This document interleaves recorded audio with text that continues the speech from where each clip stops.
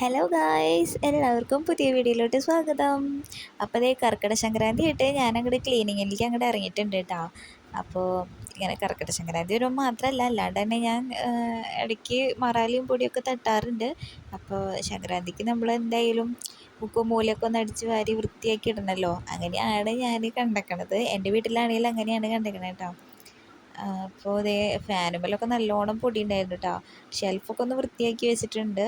Shelf വൃത്തിയാക്കി വെച്ചിട്ടും കാര്യമില്ല. ചിലപ്പോൾ അതിൽ നിന്ന് വൈകുന്നേരം ആകുമ്പോഴേക്കും ഏട്ടൻ വന്നു കഴിഞ്ഞാൽ അത് കൊളാക്കിയിടും. ഞാനത് മടക്കി ഒതുക്കി വെക്കാനും ഏട്ടനത് കൊളാക്കിയിടാനും. ഇപ്പോൾ ഒരു ഡ്രസ്സ്, ഒരു ഷർട്ട് എടുക്കുകയാണെങ്കിൽ, ഒരു മുണ്ട് എടുക്കുകയാണെങ്കിൽ അതങ്ങനെ തന്നെ അതിൻ്റെ ഉള്ളിൽ ചുറ്റി കൂട്ടിയിട്ടാണ് കേട്ടോ മൂപ്പരാൾ വയ്ക്കുക. ഞാനത് മടക്കി വയ്ക്കും വേണം, മൂപ്പരാൾ അത് കൊളാക്കിയിടും ചെയ്യും കേട്ടോ. അപ്പോൾ അതേ ഫാനുമ്മലൊക്കെ നല്ലോണം പൊടി ഉണ്ടായിരുന്നു കേട്ടോ.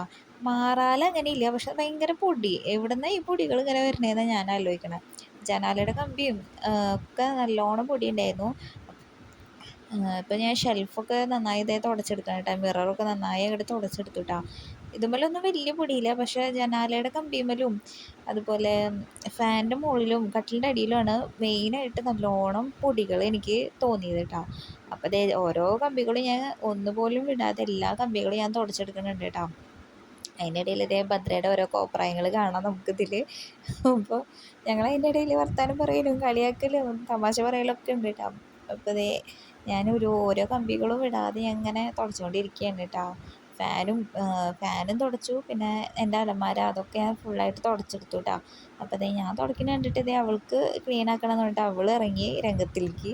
അപ്പോൾ അവൾ ഒന്ന് തുടച്ചിതാക്കിയപ്പോഴേക്കും ഒരു ജനാല കമ്പി കൊണ്ട് തുടച്ചിതാക്കിയപ്പോഴേക്കും എനിക്ക് വയ്യ ചേച്ചി മതി എന്ന് പറഞ്ഞിട്ട് അവൾ തിരിച്ച് എനിക്ക് തന്നെ തന്നു കേട്ടോ. അപ്പോൾ ഞാൻ നമ്മുടെ റൂമിലത്തെ ബെഡ് ഞാൻ പുറത്തേക്ക് ഇട്ടിക്കണം കേട്ടോ.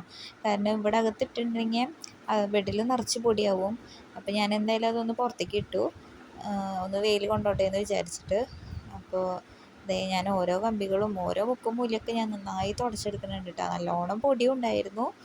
അപ്പോൾ എന്താണ് നമ്മുടെ റൂമിൻ്റെ ഇപ്പോഴത്തെ ഒരു കോലം. ഇതൊക്കെ ഒന്ന് ഞാൻ വൃത്തിയാക്കി അങ്ങോട്ട് എടുക്കും കേട്ടോ. എടുത്തു കഴിഞ്ഞിട്ട് ഞാൻ ഫൈനൽ ലുക്ക് ഞാൻ കാണിക്കാം കേട്ടോ. അത് ഞാൻ പാർട്ട് 2 കാണിക്കണതായിരിക്കും ക്ലീനിങ്ങിൻ്റെ. അപ്പോൾ ഇന്നത്തെ വീഡിയോ ഇത്രയേ ഉള്ളൂ. റൂമൊക്കെ കട്ടിലിൻ്റെ അടിയിലൊക്കെ ഞാൻ വൃത്തിക്ക് എടുക്കുന്നുണ്ട്. എന്നിട്ട് ഞാനൊന്ന് തുടച്ചിട്ടു കേട്ടോ. അപ്പോൾ പാർട്ട് 2 നമ്മൾ ഈ റൂമിൻ്റെ ഫൈനൽ ലുക്ക് കാണിക്കാം കേട്ടോ. അപ്പോൾ ഇന്നത്തെ വീഡിയോ ഇത്രയേ ഉള്ളൂ. ഇഷ്ടപ്പെട്ട് കഴിഞ്ഞാൽ ലൈക്ക് ചെയ്യുക, സബ്സ്ക്രൈബ് ചെയ്യുക, കമൻറ്റ് ചെയ്യുക കേട്ടോ.